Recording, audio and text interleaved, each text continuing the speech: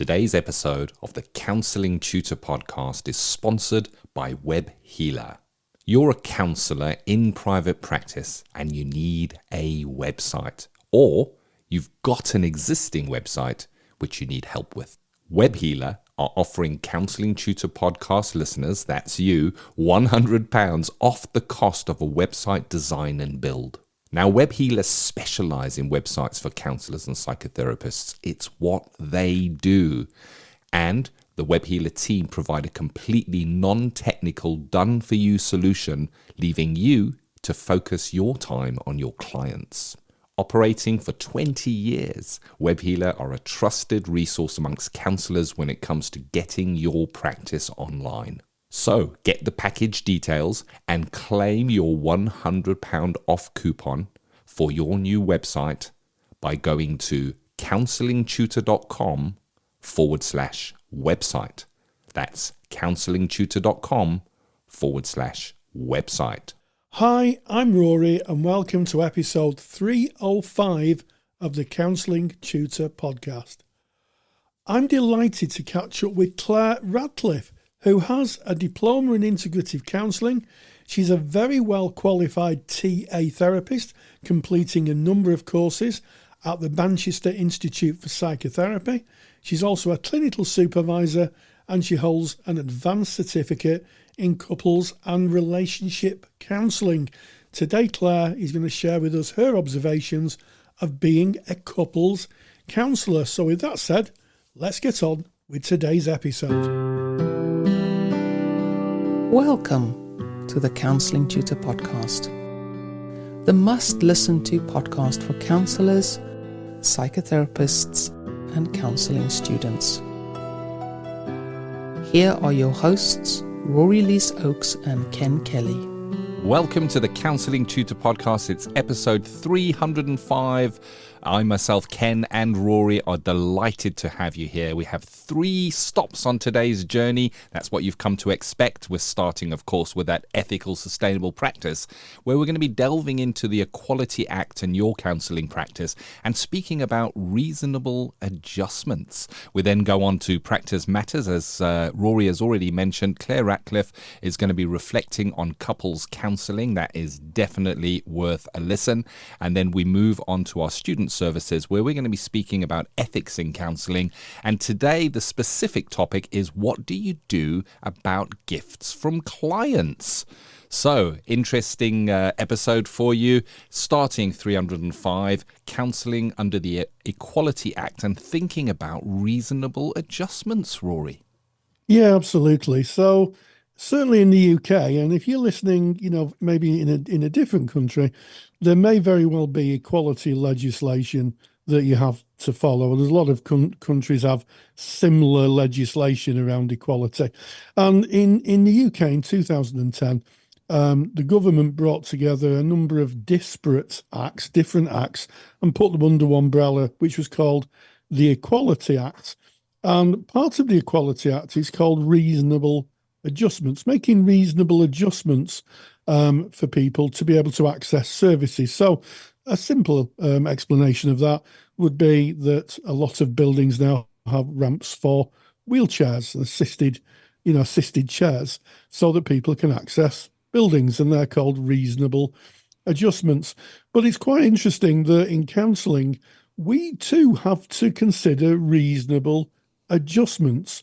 And I think a good place to start with that is neurodivergent clients, Ken.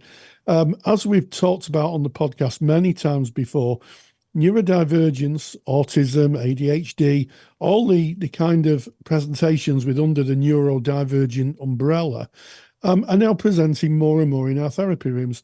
And we have to be thoughtful that clients who are neurodivergent may need reasonable adjustments. So, just as an example, noise cancelling headphones.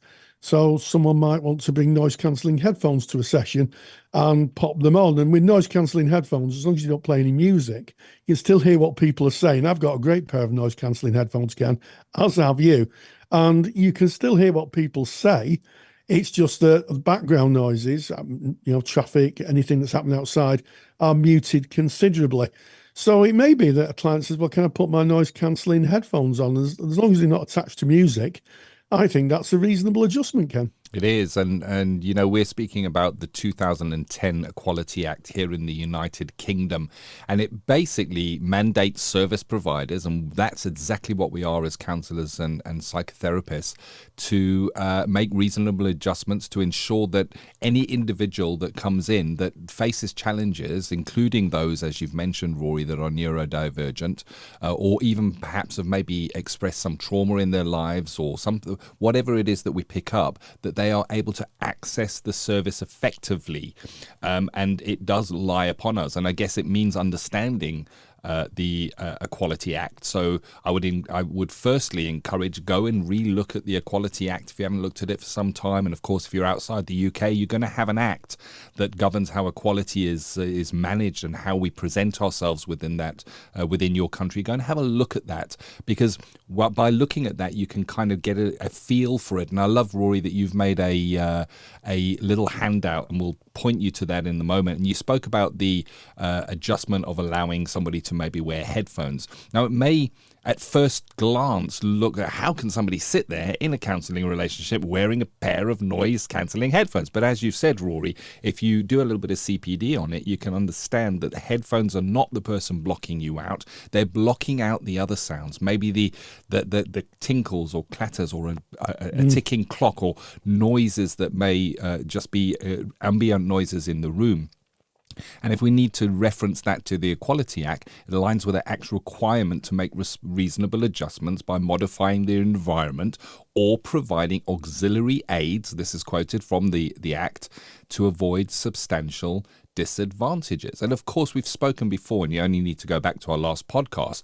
We've spoken about kind of looking at how that neurodivergent individual may be disrupted by noises. I know myself, and I shared with my actual autism diagnosis how disruptive it was, because there was a massive ticking clock within the room. And there was also, I have to say, Rory, lighting that really hurt my eyes. My eyes are sensitive, and I'm light and sound sensitive. And specifically if I'm stressed or in a new environment, it really is a bit of a challenge for me. And one of the things I'd like to throw in, along with your noise cancelling headphones, Rory, is sunglasses. You know, if the room is particularly bright, is it okay for that person, you know, in chatting with you and you kind of understanding where it is for them to put on a pair of sunglasses? And I know I spend most of my life with a pair of sunglasses on, Rory. So I walk around, it can be raining and I'll have sunglasses on. And it's not because I'm trying to be a rock star or hide away or be unsociable. It's because brightness actually hurts my eyes, and it reduces my points levels.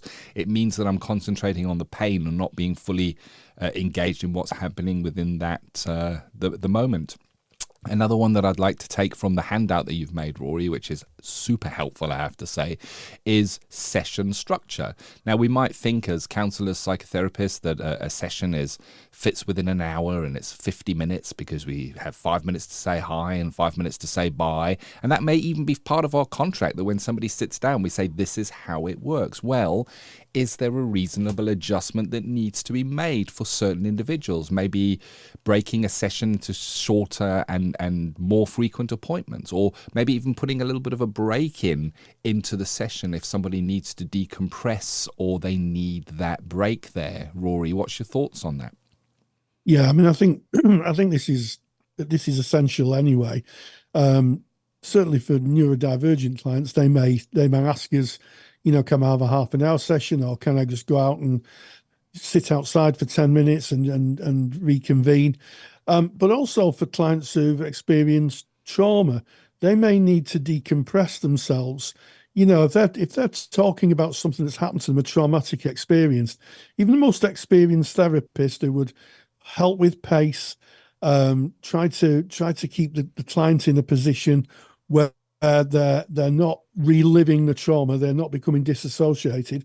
But it may be a client says, you know, I could do with a break, and instead of saying, well, why don't you come back the next session, you know, why not just have a break? You know, why not just stop? The client can either sit in the room and just have a break. I've done that and just talked about general things, the weather, the trip into town or whatever. And then when they're ready to re-engage, they may even want to just sit outside for a minute and just take some time. But these are becoming, I think, more and more prominent. I'm going to use the term interventions now in therapy, where we're having really to look at the robustness of our clients and making sure that they don't get overwhelmed or disassociated. So it may seem contrary to what we've been taught, but actually the world's changing and we need really to meet our clients where they are. Oh, yes, Rory. Oh, you got me nodding and fist in the air waving when you say that. And, all of this starts with CPD, as we've said so often. It's understanding what a person might be presenting with. And, if we speak neurodivergence, it is often called the lost generation, because it certainly wasn't known about when I was at school. It was overlooked and it wasn't seen. And now, even today, we need to do the CPD so that we can see it, so we can have these conversations with our clients. And really, the crux of this is by implementing small little changes. We're not only going to comply with the legal requirements from the Equality Act, but we're also going to present and foster a more supportive and accessible therapeutic environment that acknowledges and respects the diverse needs of all the people that come to us. I think that is so important. It just underlines everything that we do. And we've just spoken there about maybe adjusting the timelines or the breaks, and we've got a nice reference to the Equality Act on this, where the Act encourages service providers to adapt their practices, including altering the timing and structure of services to accommodate individual needs. And of course, we need to know about those individual needs through how we do our intake or our assessment interview to understand where this person is, and have the training to understand and the openness to discuss with them, things like they might need a break, or that the lights might be too bright, or the ticking clock is it's the hidden stuff that we don't necessarily see without the training that is important here. And the third topic that you've popped on here, Rory, is an interesting one. It's the advanced preparation and the adjustment on this. We're speaking about those adjustments and providing clients with an agenda or an outline of what's going to be covered in the session, how it's going to run, and them having this beforehand so they know what to expect, and that can reduce anxiety and help them prepare. And I can really relate to this from my own perspective. Anything new to me, anything unknown, where I'm going into an environment where I don't know what's going to happen or how it's going to run, I'm anxious before I walk in. When I walk in, I'm wondering what's going to happen and having to adapt on the fly, and that uses up, I guess, my resources that could otherwise, if I knew what was going to happen, those resources would be focused more on the therapeutic interaction than how long is it going to be? Can I have a break in this? Where are we going to be going? What kind of things will they be asking us? And of course, you've referenced it beautifully to the Equality Act there, and the reference for that is ensuring that the clients are informed about what to expect is a reasonable adjustment under the Act, as it helps those with anxiety, cognitive impairments, or trauma-related difficulties to engage more effectively in the session. And that one really resonates with me, Rory. Yeah, and I think this is kind of reasonably new in the counselling arena. In the past, people have just been sent appointments, and I think we're now beginning to realise and acknowledge that preparation, just laying the ground out, and also normalising issues that clients might have. So if you've got maybe a client who's autistic and they've experienced trauma, just normalising the fact that they can ask for adjustments, or they may want to take a break, or just putting that in there. So they look at it and they go, oh, that's a standard thing for this therapist. And it might be that some people don't want to disclose, their neurodivergence or indeed their trauma when we meet clients. Sometimes what happens is during the arc of therapy, uh, things emerge. People tell us about their personalities or the way they experience life. They may share about their sexuality or their gender identification. It's not always apparent at the time that someone meets us. There's a sense of having to build trust and a sense of security. So anything you can do pre-meeting the client to normalize anything and to make it just, well, if you want to just take a break, that's fine. If you feel you need to wear sunglasses or noise cancelling headphones, that's fine. If you word it in a way where it makes it kind of, that's what happens, then clients are going to be less anxious. They're going to come in and sit down, and like you say, Ken, they may have the noise cancelling headphones on, or they may have their fidget toy, or they may just say, I'd just like to take a 5-minute break. Heck, I go to the dentist. Even the dentist takes a 5-minute break if I get stressed about dental work. So, why not therapists? I think we just, again, it comes down to, and I know I keep saying this ad nauseum, meeting the clients where they are. Oh, yes. And making sure we don't exclude clients, that we don't say, well, you can't be yourself, so don't come to therapy, because that's not what we're about. We want people to come to therapy to gain that help, to be able to, make themselves well or understand their situation better. Oh yes, 100%, Rory. And I guess as we're speaking about this, it's the thought of recognizing that each person is an individual. And we've spoken before on this podcast about things like eye contact. For some people, eye contact is challenging and difficult, and they might not want you looking at them or them looking at you.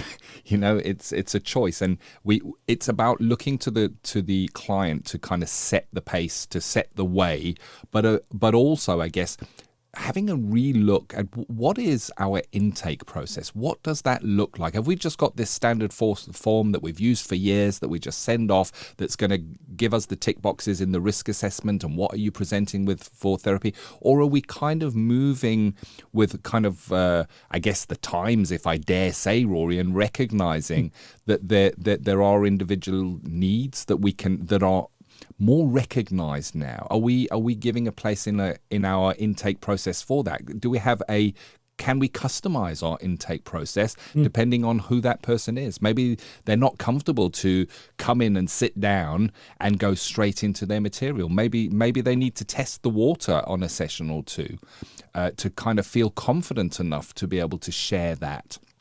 And of course, the referencing the Equality Act on that, the Act requires reasonable adjustments to ensure equal service access. Tailoring the intake process helps accommodate clients who may be overwhelmed by standard procedures, ensuring that they receive the support they need from the outset. So all of this is beautifully linked back and quoted to the Equalities Act.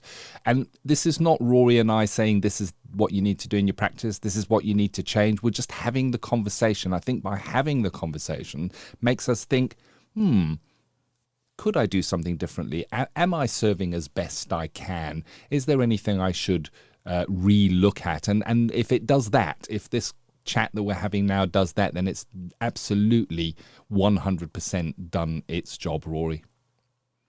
I agree. We're living more progressive times now. A lot of therapy, was developed in the 1950s. And the theories have stood the test of time. I think most of the theories have stood the test of time. However, societies change, and I think sometimes that's something that's maybe not amplified quite enough in counselling training. In that, the 1950s society where counselling was developed, we think of Rogers or Byrne or Beck or all the pantheon of people who developed therapy. Those people don't exist anymore. When I say don't exist, those societies don't exist anymore. We live in, the time of this podcast, the 2024 society, which is entirely different. So I do think we have to sometimes not bend, but mold. That would be a good word. Mold our practice around what society is. And I think if we do that, we're serving the best interests of our clients. And that comes down to those who work online as well. Being very thoughtful. If you're doing online work, there's a lot of people who are solely online therapists, being thoughtful that, using a video platform may be preferable to those people who are autistic than using the phone. Some people who are autistic don't like the phone. They like the visual connection. So it's about being thoughtful at every level and making sure that you're inviting your clients in. I wonder, Ken, how many clients look at some directory listings and think, I'd like to work with that client, but I'd love to work with that therapist, but I'm not sure they kind of get me and my kind of idiosyncrasies. I wonder how often that happens. And then therapy is never undertaken and that person just lives a life in difficulty.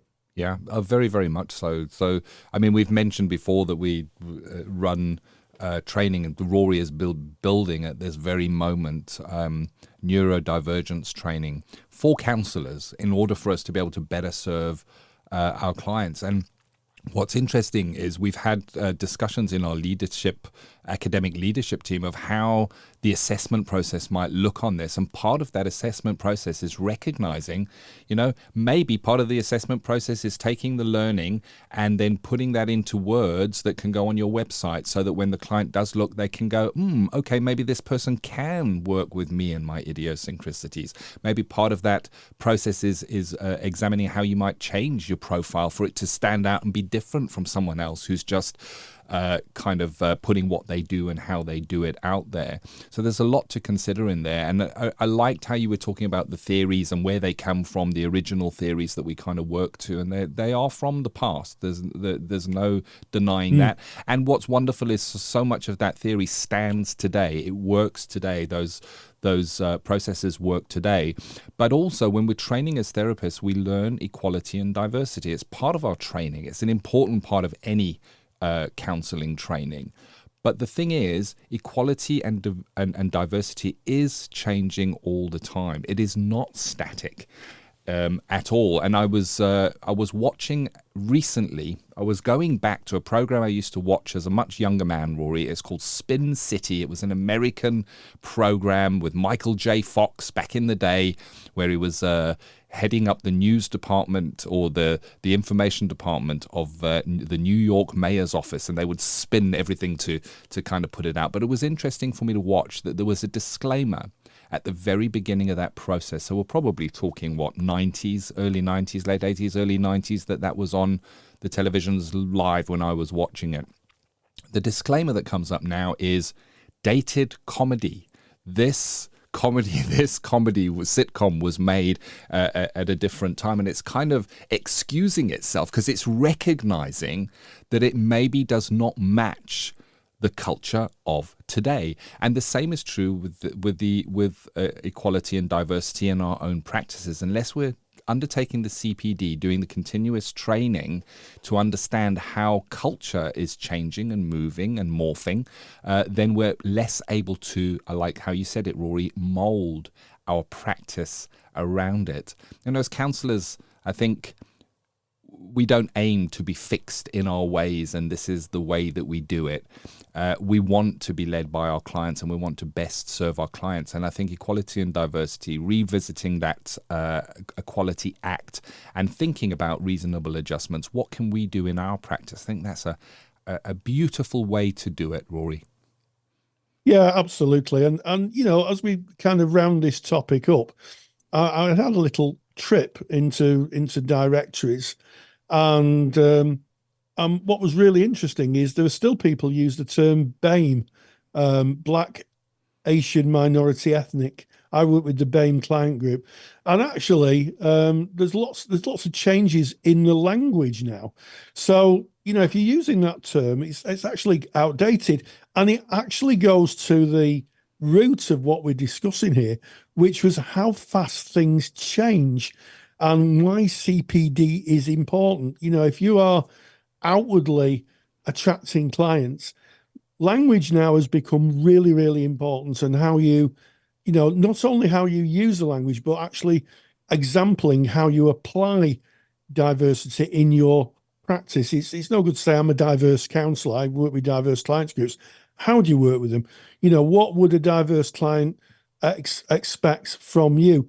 All those things are really important because, I think I'm right in saying, Ken, that counselling has become of age to a point now where counselling clients are now consumers and they're consuming therapy and they're becoming very nuanced in who they look for. Very nuanced in who they look for. It's not a case of I'm going to find a counsellor. I think a lot of people are saying I want to kind of find a counsellor that fits for me. I want one that understands my uniqueness. I want a counsellor who may be, trauma informed. So really, really important that, when we're talking about diversity and we're putting that on our, our listings, that we give examples, not just the what we are, but how we apply it and the language we use around it. I like that, Rory. And if you'd like to get Rory's super duper handout, Counselling Under the Equality Act, that really looks at those adjustments that we can make, you can get that by going to counsellingtutor.com. Click on the podcast tab, make your way to episode 305. That's this episode 305, and you can download it. It's right there. It speaks about sensory modifications, session structure, advanced preparation, the use of technology within the counselling room, customized intake process. It has a beautiful reference at the bottom there, and it gives a little blurb and a preamble taking you in, getting you to think about reasonable adjustments within your practice, and that is today's ethical, sustainable practice. And as we move from our ethical, sustainable practice straight into Practice Matters, this is the CPD section of the Counselling Tutor Podcast, where we get a peek into somebody else's practice and what they think and how they work. And Rory, I know you spoke with Claire Ratcliffe recently on reflections on couples counselling. Indeed, and I think that it's really, really interesting. I went to a supervision conference a few weeks ago, and one of the things that came up was supervising couples, and it is a growing area. I caught up with Claire Ratcliffe, who's a really well-experienced therapist and couples counsellor, and this is what she had to say about the growth and the world of couples counselling. Practice Matters is proudly sponsored by the Counsellor CPD Library. To access top quality, relevant continuing professional development for your practice that you can do at a time that suits you and all for less than the price of a cup of coffee, visit counsellingtutor.com. There are many different ways of practicing counselling and psychotherapy, and I guess the traditional way is two people in a room where you're working with a single person, which is why I'm delighted today to be speaking with Claire Ratcliffe, who is a psychotherapist and is a couples counsellor, and she's going to tell us just a little bit about the differences between working with couples and working with individuals, and just a little bit about her practice. So Claire Ratcliffe, thank you so much for joining us. Oh, thanks for having me, Rory. It's a pleasure. And I guess the first question is what was it that attracted you to working with couples? Because I presume, like a lot of therapists, you trained to work with individuals and then you transitioned to be a couples counsellor. So what was it that kind of sparked that transition? Well, what had happened was I actually started training in couples counselling. So I did 4 years training, and I actually started training in couples counselling straight after. So as soon as I qualified as a counsellor, I went on then to train in couples counselling, and I did 9 months of training. But to be honest, at the time, I didn't feel fully equipped to be working with couples, to be honest. A few years later, I went on then to train in transactional analysis psychotherapy. So I did 4 years then. While I was learning more about TA and dynamics relationships and things like that, I went on to do further couples therapy training in various different modalities. And now I enjoy it more than I did in 2013, put it that way. So what would you say the balance of your practice is if you looked at how many clients you had that were couples and how many clients you had that were individuals? Is it about 50-50 or is it more or less? Well, I work with individuals, I work with couples, and I'm also a supervisor. So I trained as a supervisor and qualified in 2015. So really broken down there, I do see quite a few individuals, but I think the inquiries that I get are so many more like from couples. I probably get percentage-wise 70% couples inquiries. And when I supervise therapists, sometimes I work with therapists who work with individuals and couples, but quite often I do get therapists who contact me who have already got a supervisor for their individual work, but they'll say they want a couples supervisor just for the couples work. So really percentage-wise, I probably see 20% supervisees, maybe 30% individuals, and then the rest couples. Yeah, that's an interesting mix, and I'm just taken by the point in terms of a commercial aspect to your practice. The biggest set of inquiries is for couples who want to see you as opposed to individuals.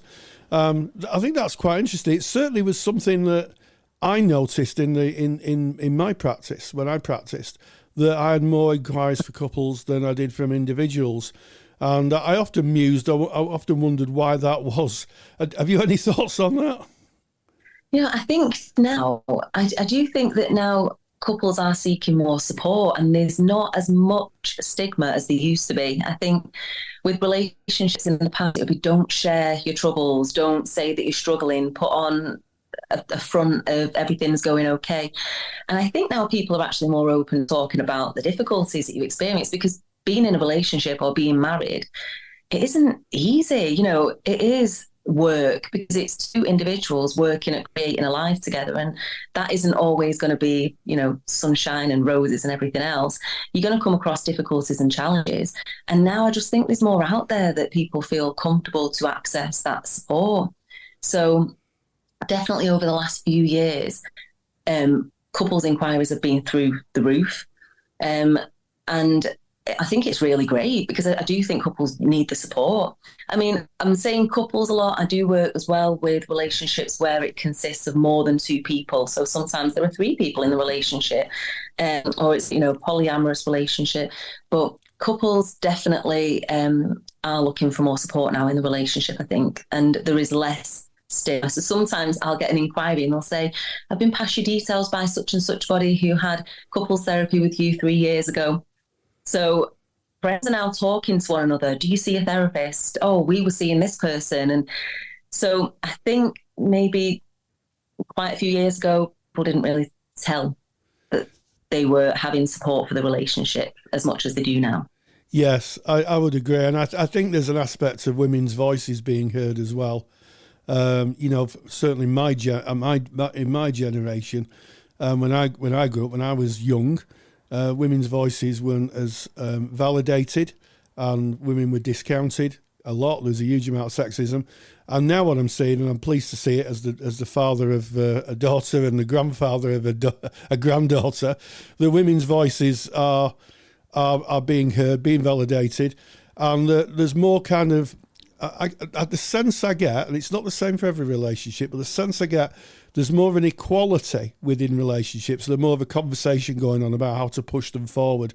Certainly in the people I meet, certainly my friends, and I don't think I'm alone in that. It is, as you say, a work in progress, and people who are invested in relationships are looking for that support. It's I guess it's kind of quite a modern phenomenon. Mm-hmm. Yeah. I mean, when you do have like the couple who are coming to you as well, they're bringing their whole history. So quite often that will still be very present in the relationship with the couple, because their history might look like their mother could never say what was happening for them. Or they might have had a parent who was very passive, a very conflict avoidant family. And that then becomes very present in the couple who I'm working with, because they will say, well, this is how I saw a relationship was when I was younger. This is how I'm responding in the same way that one of my parents did, which is where transactional analysis is actually excellent, because there's so much around that when you're looking at the history and how this dynamic unfolds then in your relationship. So that still happens, and it's how you work with that to make the quieter person in the relationship to speak up and find their voice more, and the one who's perhaps a little bit more louder to listen and slow things down. So you're looking really to make change that's not just in their present, but it's kind of looking at their whole histories and how they can have a different view on what a relationship can look like and what they want to create. Yeah, absolutely. And I think that's interesting, isn't it? I've said on the podcast many times, we're all stretched out kids. And, we're kind of elastic children that kind of elastic ourselves into adulthood. And we bring with us a lot of the experiences of childhood and certainly other relationships into our relationships. And sometimes that needs adjusting because what we see may not always be healthy. And I guess the model of parent, adult and child can be mightily useful when you're working with couples. Yeah, it really is. It really is. And, TA was designed to be easily accessible for people to use. The diagrams and everything and the descriptions are easily accessible. So you can kind of teach someone that within the session and they go away and use it. I'll often have clients who come back and say, I noticed when I was in my parent ego state, when I was telling them to do this and that, and then I realised, what am I doing? I sound like my mum. If I want my relationship to be equal, I need to speak in this way. And I look when they come back and tell me the things that they've implemented in between the sessions and things like that. I think TA is absolutely fantastic working with couples. I do also my training. So the main training really for couples at the moment that I use is the developmental model by Ellen Bader and Pete Pearson. So I've been training in that. I'm just now, as of the end of this month, going into the advanced training group. That is an excellent model as well to work with. And a lot of that does relate to TA as well. So that's a really good way, I think, of working with couples. Yeah, so there are lots of different modalities, just like in one-to-one therapy, there's lots of modalities. But there seems to be quite a few modalities within couples therapy. Within your model, how would you say it may differ from other models? What are the differences, or what is the core idea?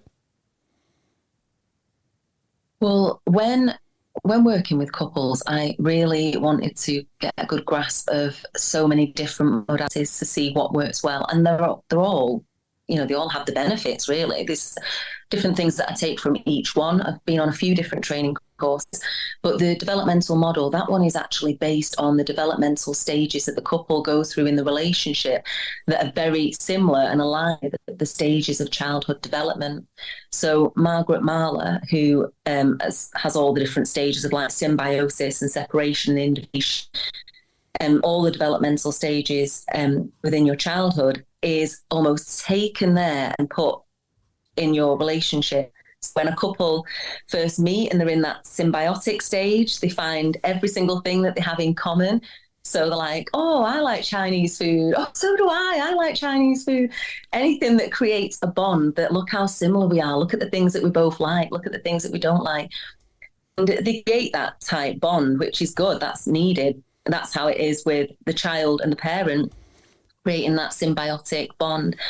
And then you go into, so Margaret Marler would describe it as like the separation individuation. And in couples, it's differentiation, where you're discovering yourself and learning what your own thoughts, feelings, desires are, and expressing that to your partner. And actually that can create difficulties because now we realise there are differences between us.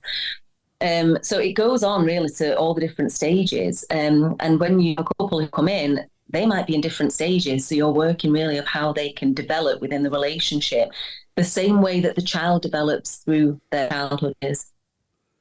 How fascinating. I mean, it sounds like you're obviously working with two processes in the room. And and I guess my next question would be, how is that transition as a single therapist working with someone just in front of you to transition into working with two processes? Are there any kind of challenges with that you had to navigate along the way? It really can be challenging at times. When you're working with the individual, they're bringing whatever it is that they're talking about in terms of their relationships with other people, and you're hearing it from their perspective, which is great, because that is all you need. You don't need the other person's perspective in order to see what your client's experience is and how they are within relationships, whether that's with like romantic partners or colleagues, friends, family. And really, you're working with them, discovering their own individuality and being able to express their feelings, needs, and find their voice. And to go on and live a life that they feel truly like happy and fulfilled with. And with the couple, yes, they might be at different developmental stages, each of them. And really what I look at with the couple is, what do you want your relationship to look like, and how far away are you from that? What is it that you are bringing to the relationship? What are you doing in the relationship? What do you want to stop doing? And it's really looking, I do say with all couples, you are learning about your relationship and you are learning about one another. But I really think the main thing in couples therapy is you learn a lot about yourself. Yes. You are going to go on a self-discovery journey in this couples work, and not only learn how to be a better partner, but find all the missing parts within yourself that you haven't been able to show or express, parts that are hidden, parts that you're ashamed of. You're going to learn so much about yourself. And that is what I love about the couples work, because it is such a huge journey on self-discovery. And that absolutely helps develop and grow your relationship and help it to flourish. So it can be tricky when you come in at different stages, and one's saying, I feel smothered by them because they don't want me to go and see my friends. And then, so I want to run away from that. And then the other one's saying, yeah, but I just feel like you don't care about me when you don't spend time with me. Okay, maybe this is something then to work on, that you're both in a different stage. One of you might still be in the symbiosis stage and the other's in differentiation. And I don't like use those terms too much to go, what's terms like that, if I'm going to give a description of what it is and a bit of theory around what it is. And some actually find that really helpful. And then work with them with different exercises in order to develop that, to find what it's like for them to make some of these changes. So I do really love that. Yeah. And on that kind of topic of self-discovery, on that theme of self-discovery, I'm guessing that therapy is a very safe space for a person to disclose something that they may not have disclosed to their partner before. Being in a therapeutic environment, they may have struggled sharing an aspect of their life that they've kept closed off from their partner. Is that something that you see quite frequently? Absolutely. I think when you come to couples therapy, it is a really vulnerable thing to do, because you are allowing yourself to be seen by your partner in ways that you might not have been before. And that whole being seen and accessing these parts that you might have disavowed and shut away can be really hard. Because if your nervous system is saying it's not safe to be seen, because historically it wasn't safe to be seen, and if I share this part of myself that's been really shaming in my past, I might get rejected.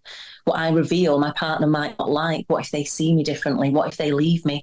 There's so much fear that comes up with that people are afraid to do that. So creating safety is really important, but it doesn't mean that that person feels safe. I could say, this couple session is completely safe, it's confidential, I'm here to hold you, and all of that. It doesn't matter if that person's nervous system is saying, but last time you expressed something, your parent threatened to divorce your other one or whatever, because our nervous system holds absolutely everything from our history, and it will remind you, last time you did that, look what happened. So it's really hard then actually to express that in the couples session, but it's a really wonderful experience when the person does do that and their partner is empathic and is caring and wants to be there for them. And that doesn't always happen initially at the beginning if it is a very distressed couple or there's a lot of hostility, a lot of anger and resentment, because it's hard then to access your empathy.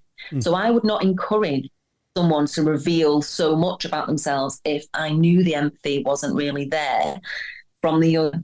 I would invite them to see if they could access some of that empathy and work with that. Because if there's so much resentment, it's hard to say, I really feel that for you and I'll give you a hug, if actually they've not hugged each other in a year and they've hated each other.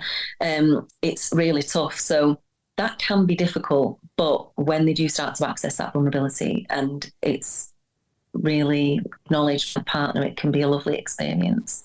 Yeah, and I guess there'll be some couples who just come to the conclusion that they go their separate ways, that they've grown apart. And how does couples therapy support and facilitate that? That can definitely happen. So I've worked with people who have decided that they're going to separate, and then they still have some sessions while they're going through the separation. A lot of people do that mainly if they have children. So if they don't have children, a couple of sessions and end, but if they do, sometimes they'll stay a little bit longer to work through how they're still, because they're still going to be communicating with each other because they have kids. But I've also, worked in relationships where they've come to me saying, we've separated, we're coming towards the end of our divorce now, we're just at the final stage, but we want to learn how to communicate better because we have children together. And then after actually learning the how to communicate in a more effective way, they've said, right, we've decided to actually stay together and the divorce is off the table now. We're actually getting back together. Oh my God. But it definitely can be that way. And I do, that is really important, really, to acknowledge that not every couple comes to couples therapy and decide to stay together. Some do realise the right thing for me to do is leave this relationship.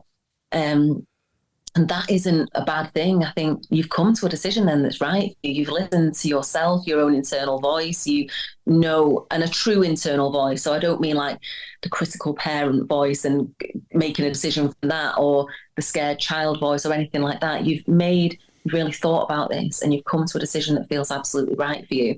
And that's also to be celebrated. I mean, you're not going to be there like popping balloons and all that for them in the session, but it is to be celebrated that actually they've discovered what they truly want. And it might not be this relationship, but unless you work through, if you don't learn what's happened in that relationship and how you've been and what you've brought to it, you're going to probably take it into your next relationship. So that is something then to work on individually as well, so that you're not carrying the same thing into every relationship that you enter into.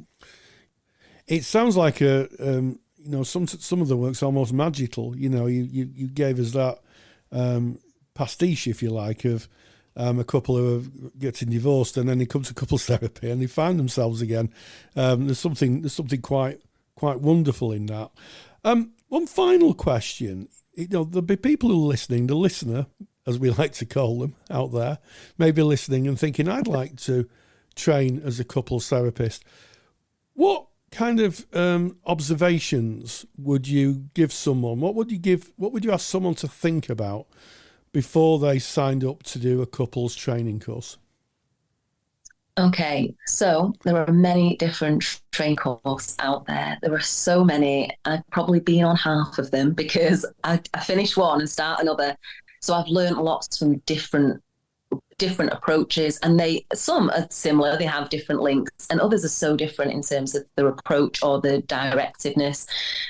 So I find one that aligns well with you, and it is okay to train in a couple so that you've got more information and more steadiness really within your practice, because you are going to have couples who come in who are highly distressed. You want to feel like you are potent and can deal with that and take a lead on that. Sometimes you really do have to take a bit of a lead in order to facilitate in the beginning, maybe before they can communicate really effectively and well. And then you take a bit more of a step back and allow them to do that, because then of course they're going to go out and do that in the real world. So you want them to do that without you. You're not always going to be there.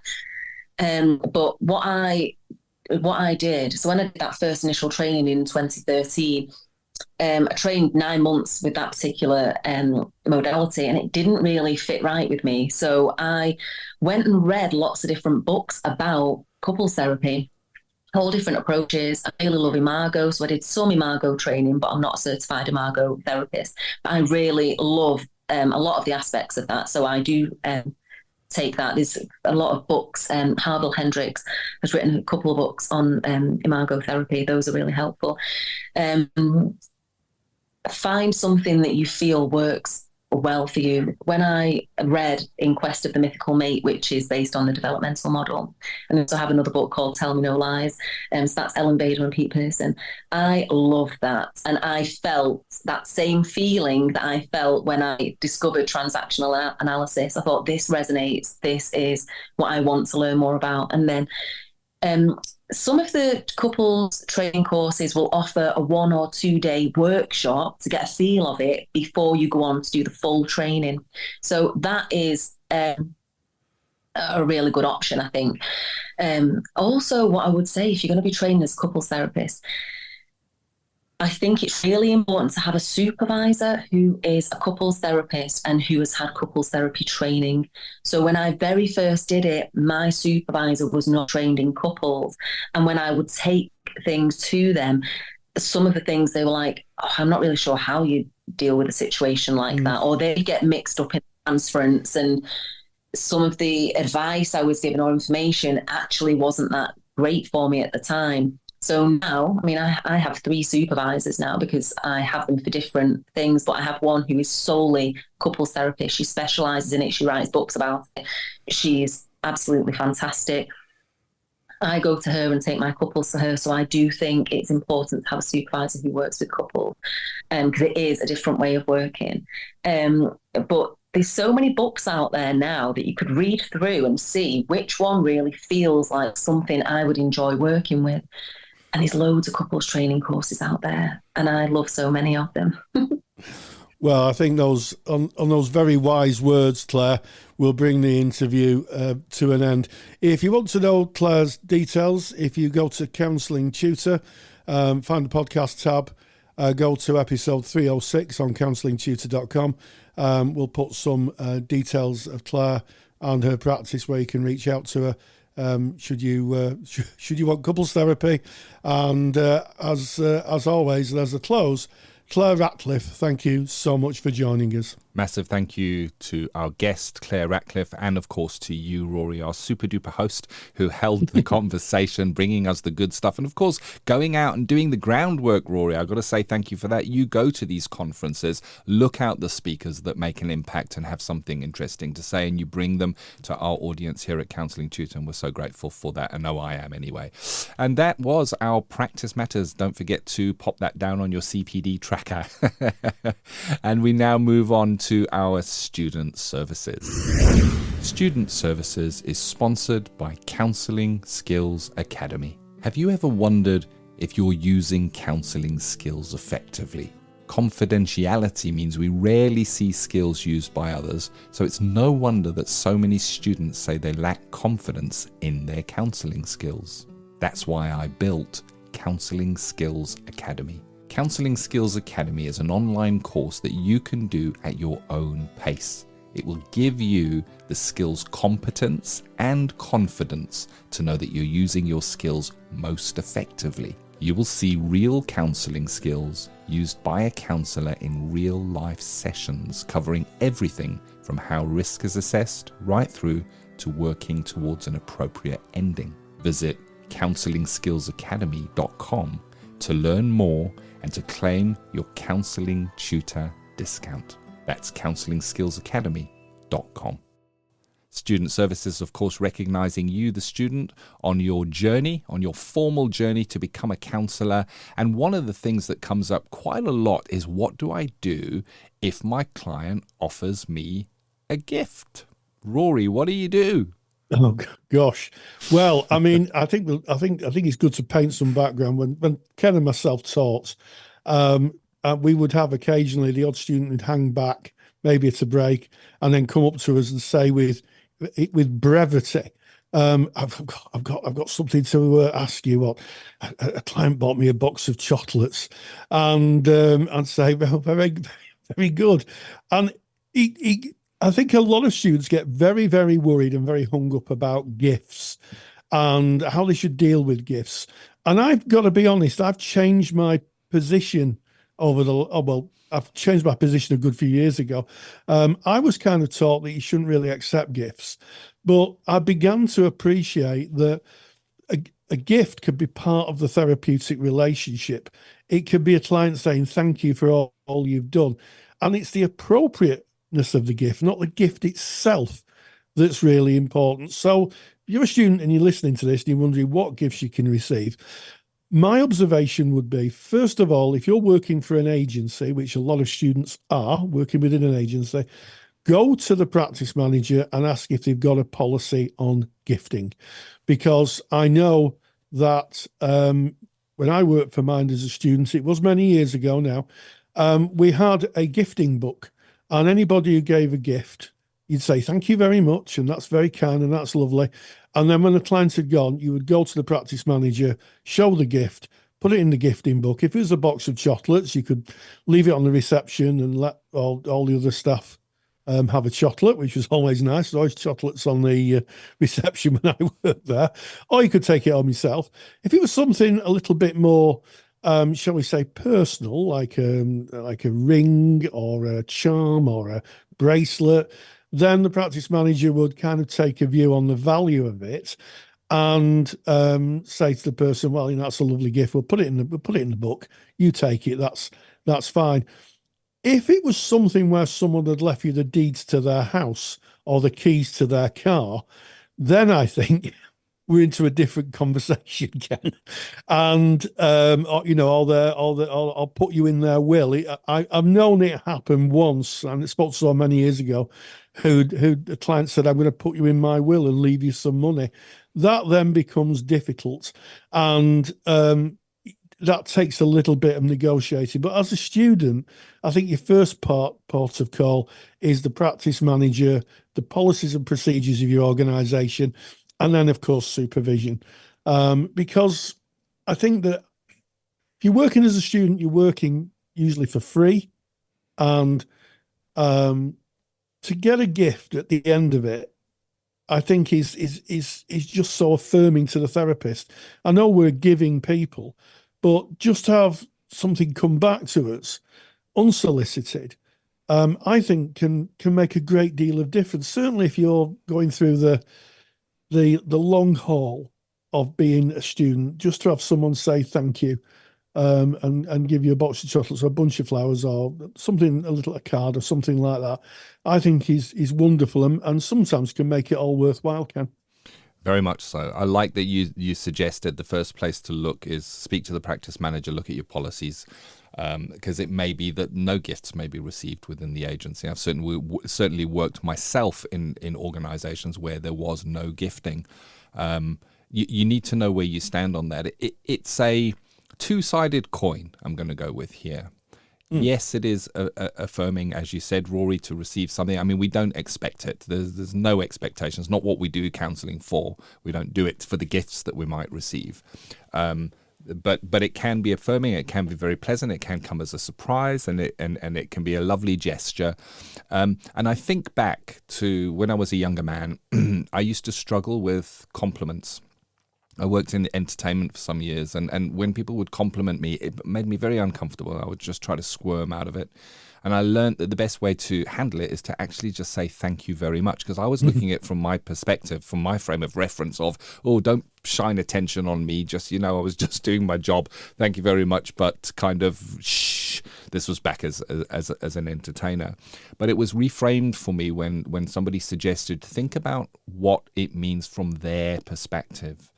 From their perspective, they've prepared these words or this sentence to deliver to me, and that they want to give me something that is very precious, and even if it's just that compliment in their words. And just by smiling warmly and saying thank you very much, I really appreciate that is a great way of receiving something.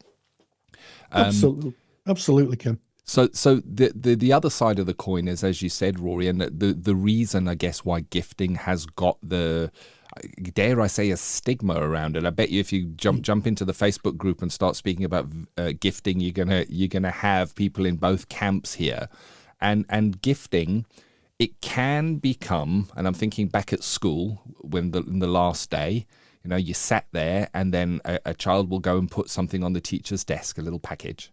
And then another child will go and put an even bigger one on the table, and somebody else will put something on. And if I didn't bring anything, I would start feeling like, oh, I've done something wrong. You're supposed to give a gift. And that's kind of unwritten expectation that one gives a gift to the teacher at the end of the year, and maybe some can't afford it. So that's one side of the coin of where it can run in when there's almost like this expectation of it. The other side is, as you said, Rory, we're in a very privileged position as a counsellor, as a psychotherapist. We may have a person that has a life breakthrough where suddenly they're in a completely different place that they were, and for them they want to leave you their house because you've made such a big difference in their life. And of course that is not appropriate. It's not appropriate for them, and it's not appropriate for us to receive that. So it's about I guess making the decision of how it's going to be for you in your practice, and why, and where those limits may sit.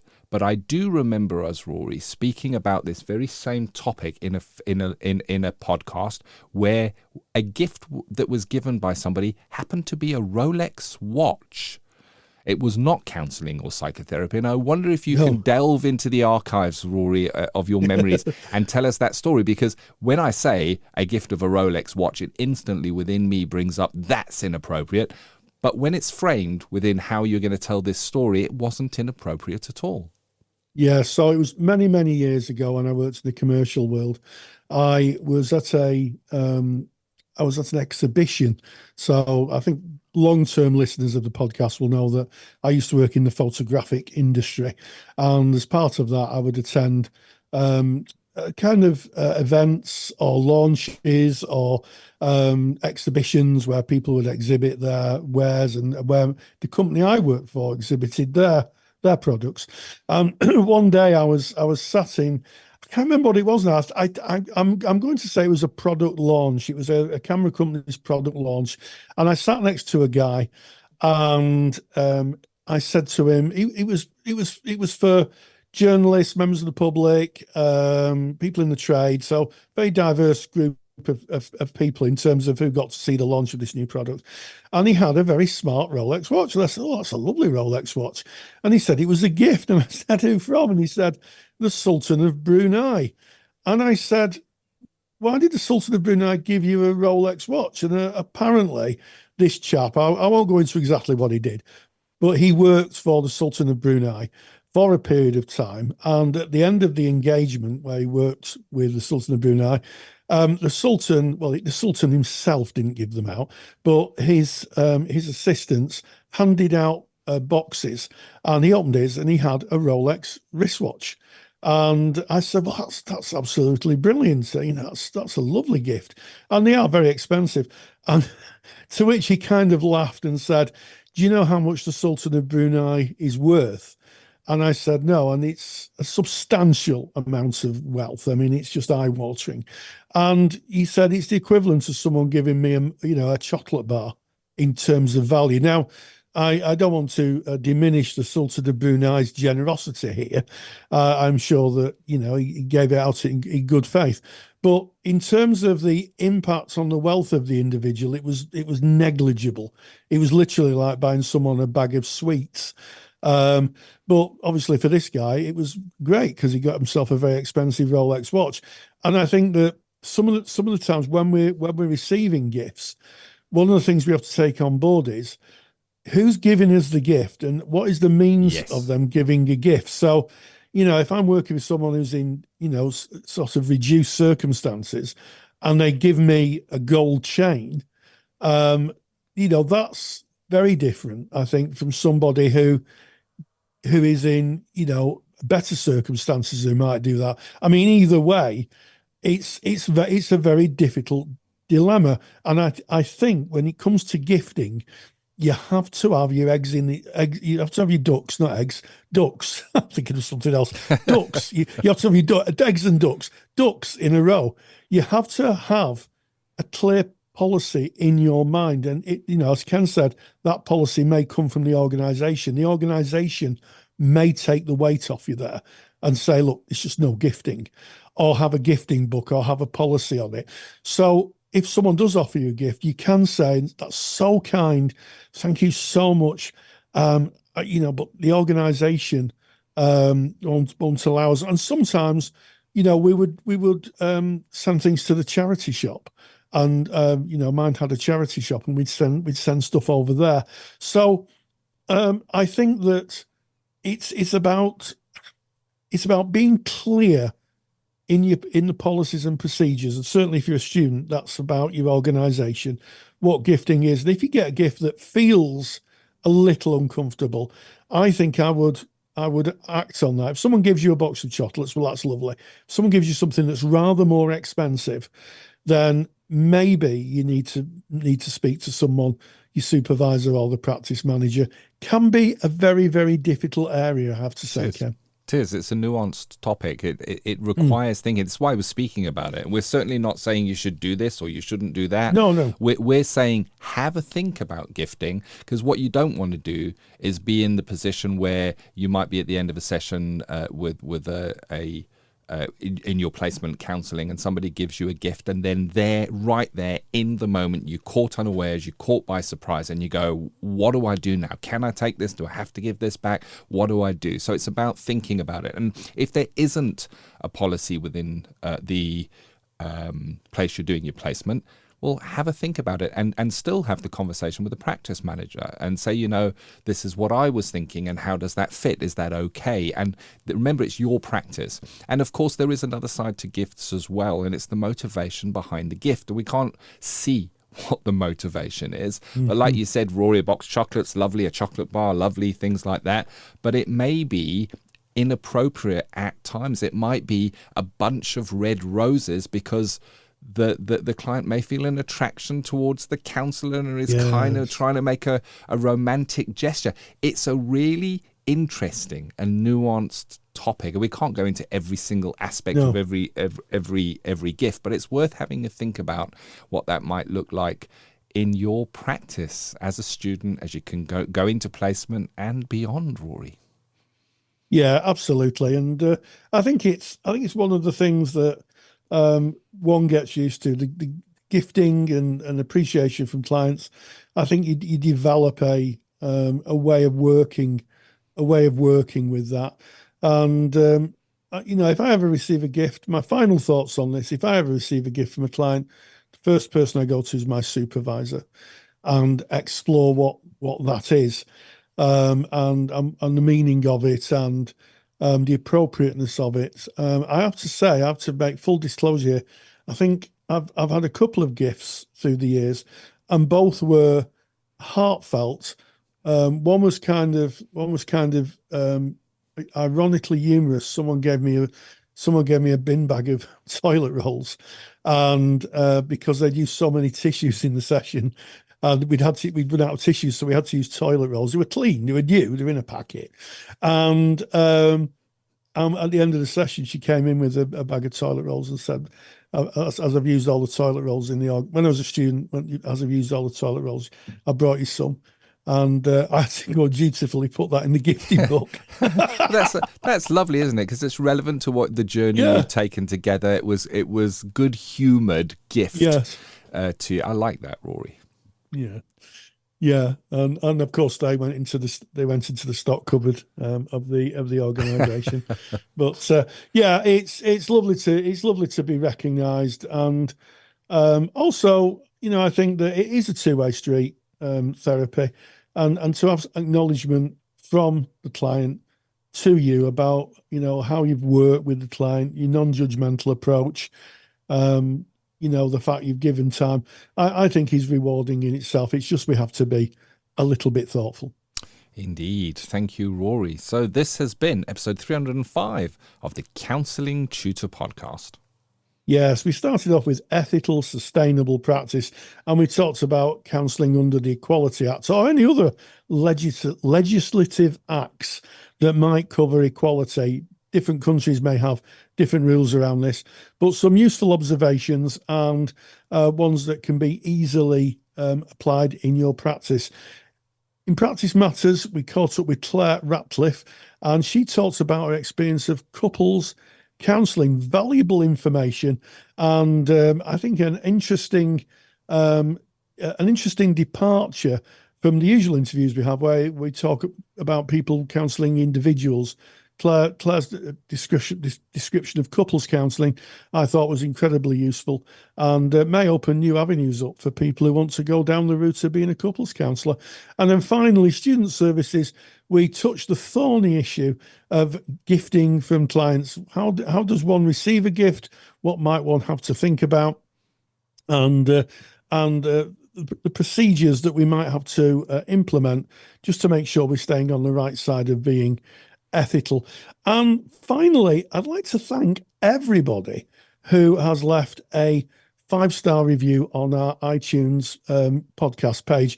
If you are listening to this on iTunes or any other podcast platform, why don't you leave us a nice 5-star review? It always raises the spirits of myself and Ken to see how much we've been able to help, or to get some feedback from you.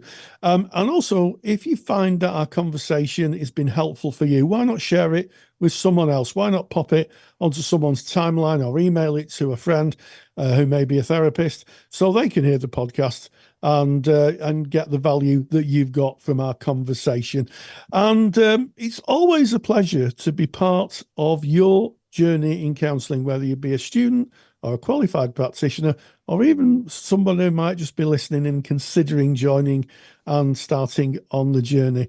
So until next time, stay grounded and stay safe. Thank you for listening to the Counselling Tutor Podcast. Find the show notes for this episode by visiting counsellingtutor.com.